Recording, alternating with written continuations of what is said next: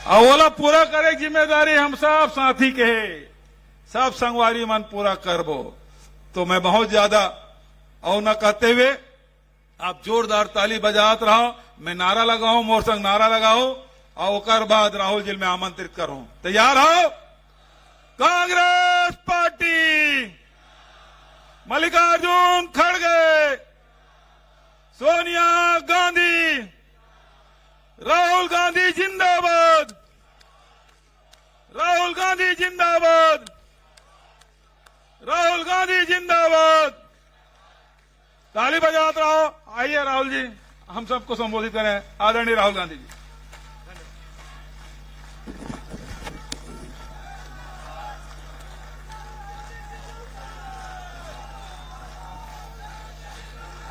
कुमारी शैलजा जी, Bhupesh Baghel ji, TS Singhdeo जी, दीपक बैद जी, चरणदास महंत जी, Congress party के हमारे सब कार्यकर्ता, भाइयों और बहनों, प्रेस के हमारे मित्रों, आप सबका यहां बहुत बहुत स्वागत, नमस्कार।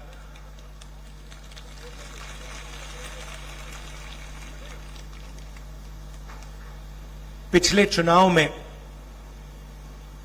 हमने आपसे 2-3 बड़े वायदे किए थे।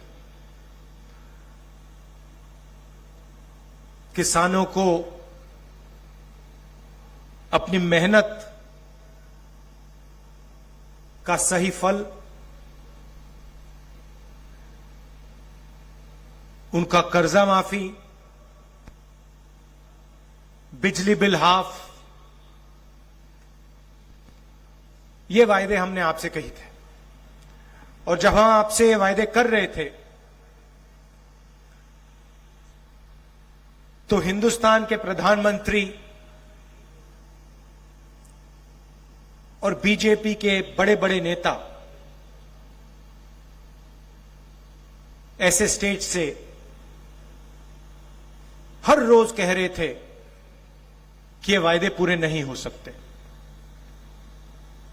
और जैसे ही हमारी सरकार बनी,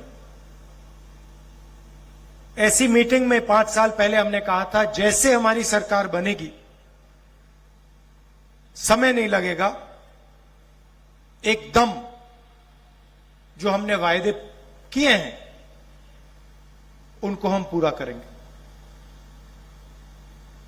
और खुशी से मैं कहता हूं कि जिस काम को बीजेपी ने कहा था कि नहीं किया जा सकता, उस काम को हमने 2 घंटों में करके दिखा दिया पूरे प्रदेश को।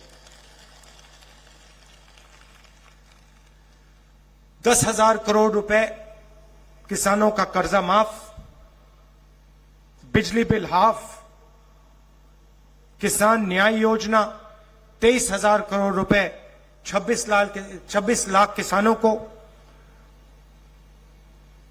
मजदूरों को 7,000 रुपए, 5 लाख मजदूरों को 7,000 रुपए हर साल, तकरीबन 760 करोड़ रुपए हमने दिए।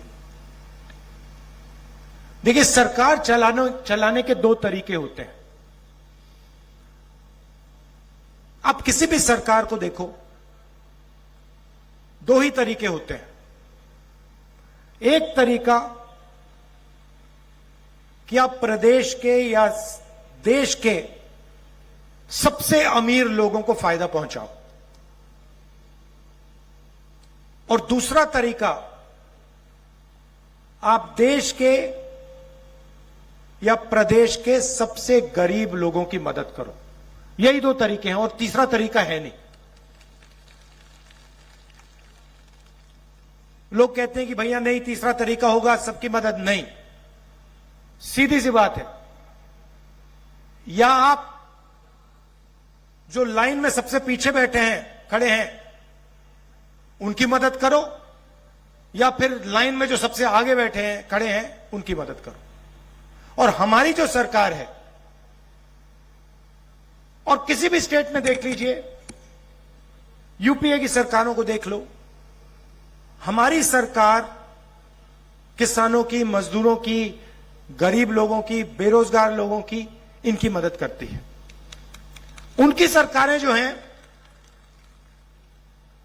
बड़ी बड़ी बातें करती हैं, मगर अंत में अदानी जी की वो मदद करते हैं। आप देखिए, देश की हालत देखिए। बघेल जी ने कहा खदान अदानी जी को दी जाती है, एयरपोर्ट अदानी जी को दी जाती है, पोर्ट्स अदानी जी को दिए जाते हैं, कानून बनाए जाते हैं। किसान के खिलाफ जो कानून बनाए गए वो कानून अदानी जी की मदद करने के लिए। हिमाचल प्रदेश में आप जाइए, सेब का पूरा बिजनेस अदानी जी के हाथ में। जम्मू कश्मीर जाइए, वहां पे सेब का बिजनेस अदानी जी के हाथ में। तो जो भी वो करते हैं अदानी जी के लिए, देश के सबसे बड़े 2-3 उद्योगपतियों के लिए करते हैं। और जो भी हम करते हैं, हम किसानों के लिए करते हैं, मजदूरों के लिए करते हैं, आदिवासियों के लिए करते हैं, दलितों के लिए करते हैं, पिछड़ों के लिए करते हैं। सीधी सी बात। मनरेगा देख लीजिए, हम मनरेगा लाए, लोकसभा में प्रधानमंत्री ने देश के सब मजदूरों का अपमान किया, कहा कि मनरेगा बिल्कुल बेकार प्रोग्राम है। भोजन का अधिकार हम लाए, कर्जा माफी हमने की। क्यों? क्योंकि हम जानते हैं कि जब तक हम गरीबों की मदद नहीं करेंगे,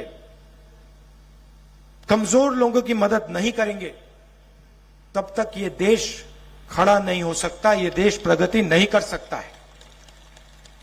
अब देखिए, छत्तीसगढ़ में हमने वायदा किया था 2,500 रुपए प्रति क्विंटल। सही बात है?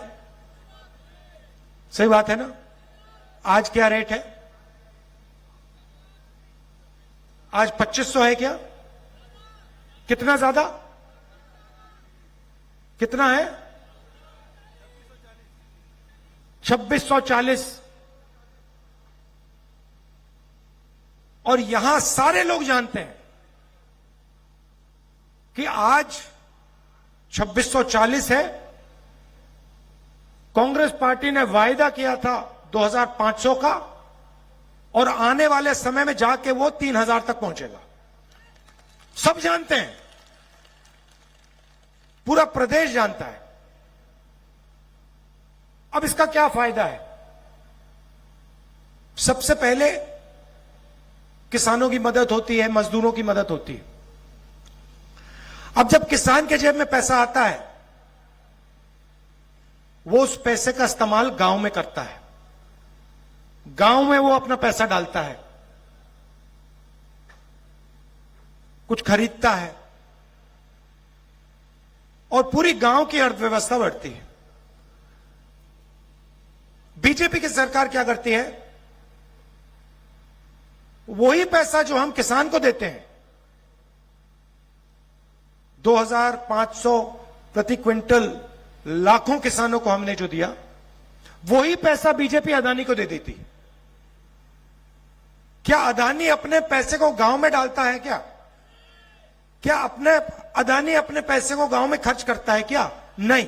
अदानी आपका पैसा उठा के विदेश में, लंदन में, अमेरिका में अपना पैसा खर्च करता है, बड़ा मकान खरीदता है, बड़ी बड़ी कंपनियां खरीदता है।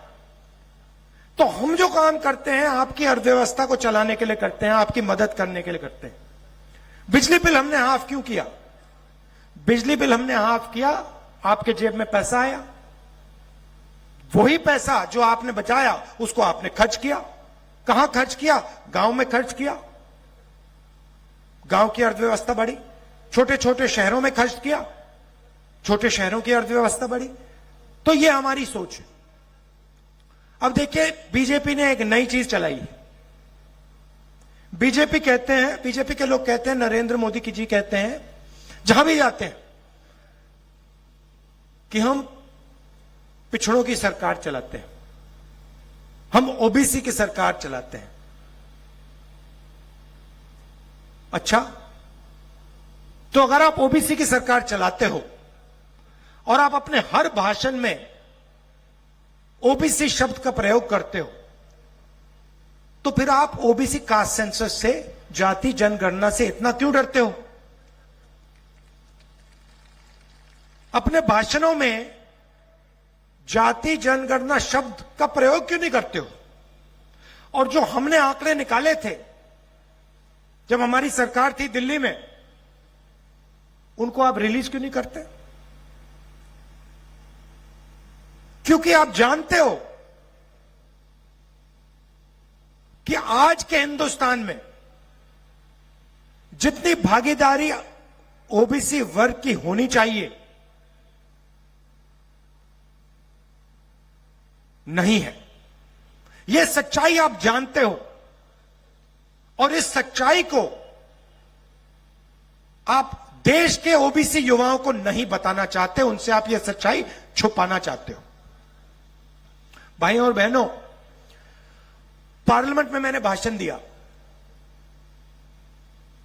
जाति जनगणना का भाषण था, तो मैंने आंकड़े निकाले। मैं आपको एक उदाहरण देना चाहता हूं। नरेंद्र मोदी जी कहते हैं ओबीसी की सरकार चलाते हैं। यह आंकड़ा आप सुन लीजिए, और देश के सब ओबीसी युवाओं को यह सुनना चाहिए, क्योंकि आपके भविष्य की बात, आपके रोजगार की बात हो रही है। तो जो भी ओबीसी वर्ग के लोग हैं, आप अच्छी तरह सुनिए। मैंने ये पार्लियामेंट में सवाल पूछा था, आंकड़ा रखा था, बीजेपी के लोग चुप हो गए, एक शब्द नहीं बोल पाए।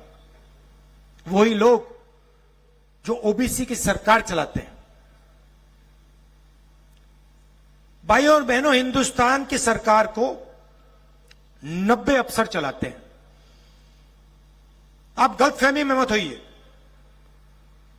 लोकसभा के एमपी, राज्यसभा के एमपी सरकार को नहीं चलाते हैं।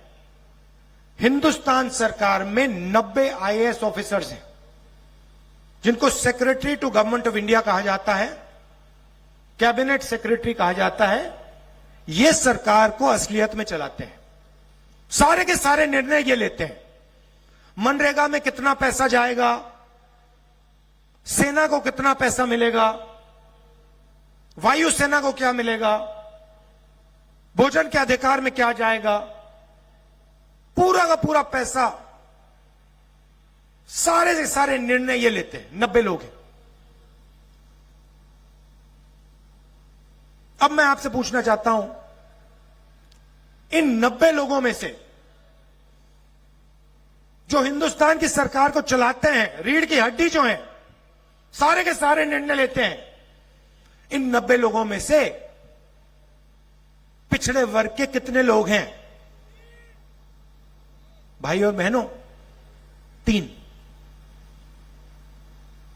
90 में से सिर्फ 3 लोग ओबीसी वर्ग के हैं।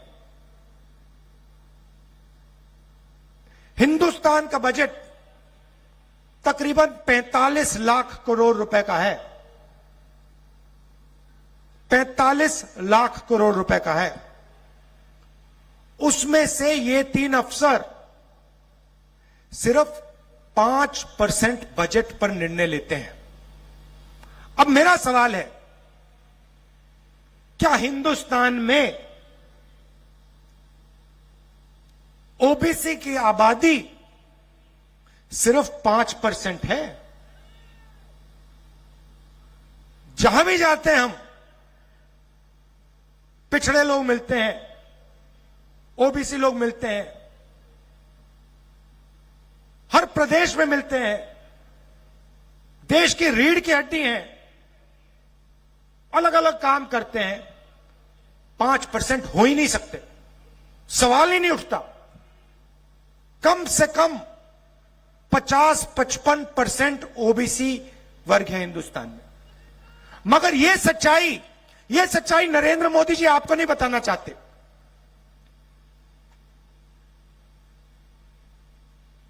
ओबीसी वर्ग को जागरूक होना पड़ेगा। आपको ठगा जा रहा है। आपकी आबादी 50% से ज्यादा है, मगर हिंदुस्तान को चलाने में आपको 5% भागीदारी भी नहीं मिल रही। और जब मैंने यह सवाल नरेंद्र मोदी जी के सामने पूछा, और मैं आज फिर पूछ रहा हूं, नरेंद्र मोदी जी, आपने इस सवाल का जवाब क्यों नहीं दिया कि हिंदुस्तान में 50% ओबीसी वर्ग है, उनको 5% बजट में भागीदारी मिल रही है। आप 24 घंटे कहते हो ओबीसी की सरकार चला रहा हूं, आप झूठ कहते हो। आपकी सरकार ओबीसी की सरकार नहीं है, और यह बात हर ओबीसी युवा को समझनी होगी। मैं आपके भविष्य की बात कर रहा हूं। आपके साथ नरेंद्र मोदी जी और बीजेपी अन्याय कर रहे हैं, और पहला कदम आपके लिए, पहला कदम जाति जनगणना है। उसके बाद पूरे देश को पता लग जाएगा ओबीसी की आबादी, सच्ची आबादी कितनी। नरेंद्र मोदी जी अपने एक भी भाषण में यह बात नहीं उठाते। प्रेस वाले तो उनसे सवाल पूछ नहीं सकते, प्रेस कॉन्फ्रेंस तो कभी करते नहीं है। मगर अगर आप कभी उनकी मीटिंग में, जो टीवी पे देख रहे हैं ओबीसी युवा, आप कभी उनकी मीटिंग में जाओ तो उनसे आप एक सवाल पूछो, चिल्ला के पूछो, नरेंद्र मोदी जी, आप जाति जनगणना से क्यों डरते हो? कांग्रेस पार्टी ने जो जाति जनगणना के जो आंकड़े थे वो निकाले, उनको आप रिलीज क्यों नहीं कर रहे हो? यह सवाल आप पूछिए, ओबीसी युवा आप पूछिए, आपके भविष्य की बात। और मैं आपको बता रहा हूं, सिर्फ छत्तीसगढ़ के ओबीसी युवाओं को नहीं, पूरे देश के हर ओबीसी युवा को, कि हम यह अन्याय नहीं होने देंगे। जाति जनगणना को हम आपके लिए जल्दी से जल्दी करवा देंगे। दिल्ली में सरकार आएगी, जैसे हमने यहां कहा था, 2 घंटे में काम शुरू हो जाएगा। और छत्तीसगढ़ में सरकार आएगी तो छत्तीसगढ़ की सरकार जाति बेस्ड सर्वे करवाएगी और सच्चाई आपके सामने रख देगी। मैंने पिछड़ों की बात की, मैं आदिवासियों की भी बात करना चाहता हूं। अब देखिए, हम आदिवासियों को आदिवासी कहते हैं। आपने देखा होगा, बीजेपी के लोग आदिवासी नहीं कहते, क्या कहते हैं? वनवासी शब्द का प्रयोग करते हैं। शब्दों में बहुत कुछ छुपा होता है भाइयों। वनवासी और आदिवासी बिल्कुल अलग चीजें हैं। आदिवासी का मतलब वो लोग जो हिंदुस्तान के पहले मालिक थे। मतलब ये जो पूरी की पूरी जमीन है, उनके ओरिजिनल मालिक जो इस देश में पहले रहते थे, उनको हम आदिवासी कहते हैं। इस शब्द का मतलब, इस शब्द के अंदर छुपा हुआ मतलब कि आदिवासियों को जमीन का अधिकार मिलना चाहिए। और आदिवासियों की जो संस्कृति है, जो उनका इतिहास है, जो उनका जल है, जो उनका जंगल है, उनकी जमीन है, उसकी रक्षा की जानी चाहिए और उसके हक आदिवासियों को मिलने चाहिए, क्योंकि वो हिंदुस्तान के पुराने पहले मालिक हैं। यह है आदिवासी शब्द का मतलब। वनवासी का दूसरा मतलब है। वनवासी शब्द का मतलब यह नहीं है कि आप हिंदुस्तान के पहले मालिक थे। वनवासी शब्द यह नहीं कहता है कि आपको हक मिलना चाहिए। आदिवासी शब्द का मतलब यह है कि भैया आप लोग जंगल में रहते हो। यह फर्क है दो शब्दों में। वनवासी शब्द हिंदुस्तान के आदिवासियों का अपमान है, आप पर आक्रमण है, आपकी संस्कृति पर,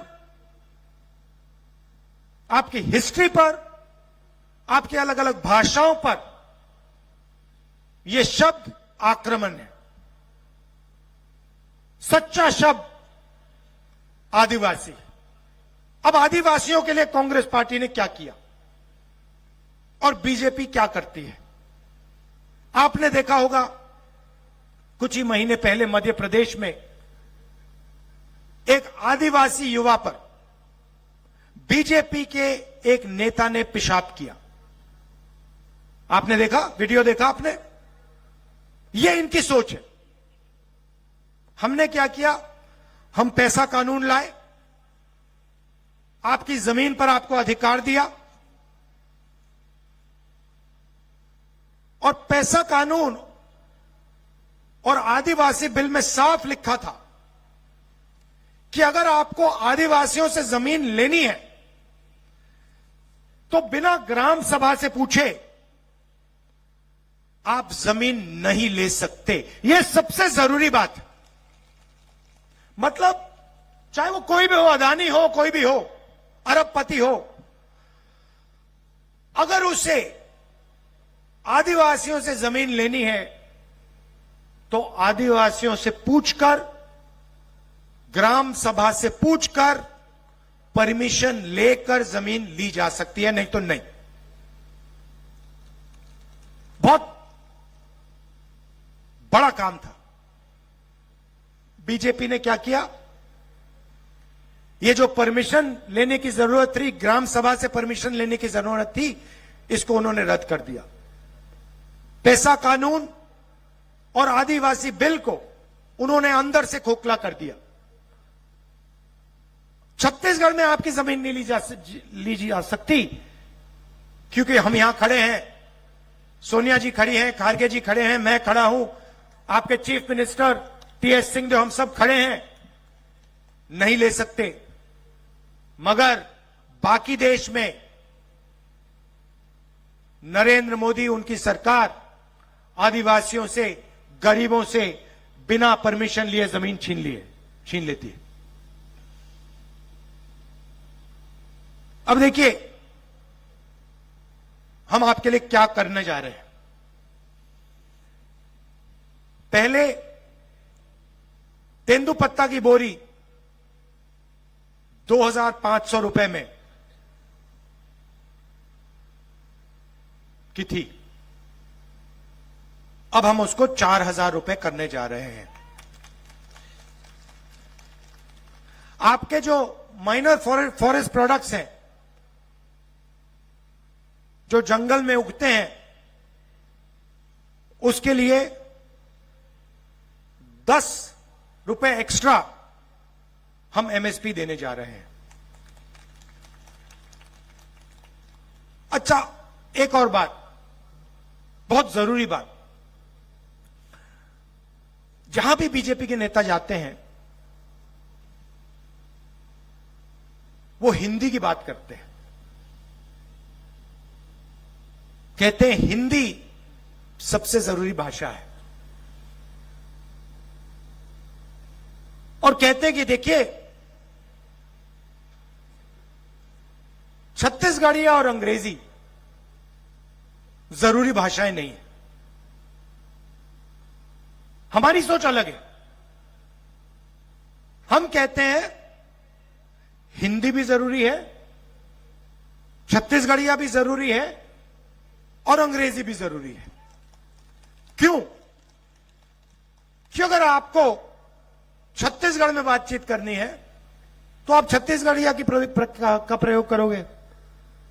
अगर आपको यूपी में बात करनी हो, आप यूपी जाओ, मध्य प्रदेश जाओ, तो हिंदी काम आएगी।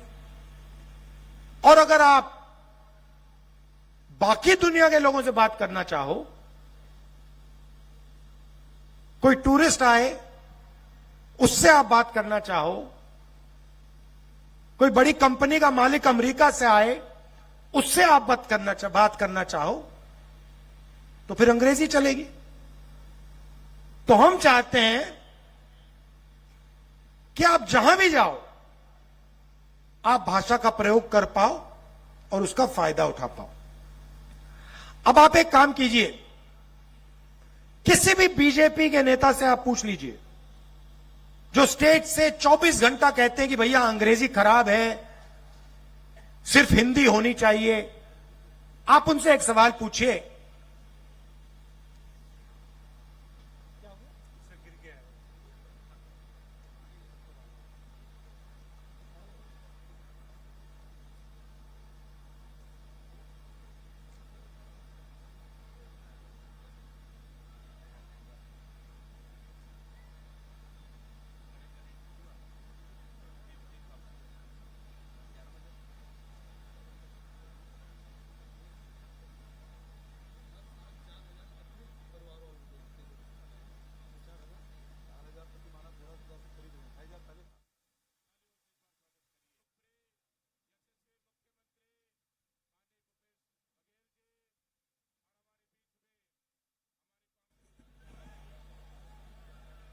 ठीक है ठीक है ठीक है ठीक है। तो आप किसी भी बीजेपी के नेता से पूछो कि आप हिंदी की इतनी बात करते हो, आप अंग्रेजी के खिलाफ बात करते हो, एक बात बता दो, आपके जो बच्चे हैं वो इंग्लिश मीडियम स्कूल में जाते हैं, हां या ना? और सारे के सारे बीजेपी के नेता चुप हो जाएंगे, क्योंकि ये सब लोग जो 24 घंटा हिंदी हिंदी हिंदी बोलते हैं और कहते हैं कि गरीबों को अंग्रेजी नहीं सीखनी चाहिए, ये सारे के सारे अपने बच्चों को इंग्लिश मीडियम स्कूल में पढ़ाते हैं, क्योंकि ये चाहते हैं कि हमारे जो आदिवासी वर्ग के लोग हैं, पिछड़े लोग के वर्ग हैं, दलित लोग के वर्ग हैं, वो बाकी दुनिया से बात ना कर पाए, बाकी दुनिया की सच्चाई उनको ना समझ आ जाए, बाकी दुनिया के साथ वो बिजनेस कभी ना कर पाए। इसीलिए ये लोग अंग्रेजी को नहीं चलाना चाहते, सिर्फ अपने बच्चों को इंग्लिश स्कूल में भेजना चाहते हैं, मगर आपके बच्चों को अंग्रेजी नहीं सिखाना चाहते। इसीलिए हमने पूरे छत्तीसगढ़ में टॉप क्वालिटी के अंग्रेजी स्कूल खोले हैं कि गरीब से गरीब लोग अपने बच्चों को हिंदी, छत्तीसगढ़िया और अंग्रेजी सिखा पाए। और अब हम आपके लिए बहुत बड़ा कदम उठाने जा रहे हैं, जिसको हम केजी टू पीजी कहते हैं। केजी टू पीजी के वायदे में केजी से लेकर पीजी तक छत्तीसगढ़ के सारे स्कूल और कॉलेजेस में छत्तीसगढ़ की जनता को मुफ्त में शिक्षा मिलेगी, एक पैसा नहीं देना पड़ेगा। सरकारी स्कूलों में, हाँ, सरकारी स्कूलों में मुफ्त में आपको शिक्षा मिलेगी। तो देखिए, जो भी हम करते हैं, हम छत्तीसगढ़ की गरीब जनता के लिए, किसानों के लिए, मजदूरों के लिए, छोटे दुकानदारों के लिए करते हैं। और जो भी वो करते हैं वो हिंदुस्तान के अरबपतियों के लिए, सबसे अमीर लोगों के लिए करते हैं। देख लीजिए, नोटबंदी से आपको फायदा हुआ, अदानी को फायदा हुआ। जीएसटी से आपको फायदा हुआ, अदानी को फायदा हुआ। किसान के जो कानून लाए थे उससे आपको फायदा हुआ? नहीं, अदानी को फायदा हुआ। तो यह फर्क है। और जो भी हमने यहां वायदे किए हैं उनको हम पूरा करके दिखा देंगे। जैसे ही हमारी सरकार बनेगी, जो भी हमने आपको कहा है वो हम पूरा करके आपको दिखा देंगे। आप सबका बहुत बहुत धन्यवाद। नमस्कार, जय हिंद।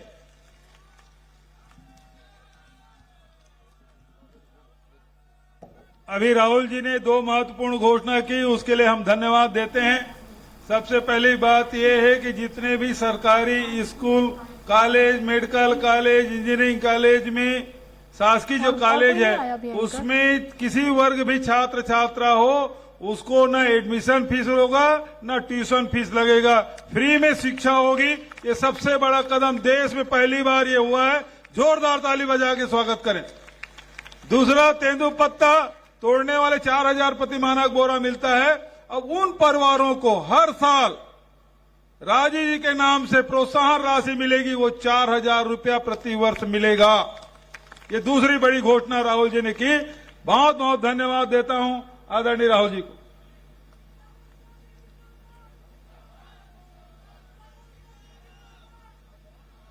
जिला कांग्रेस के अध्यक्ष सुभद्रा सलाम से निवेदन करूंगा कि आभार प्रदर्शन करें।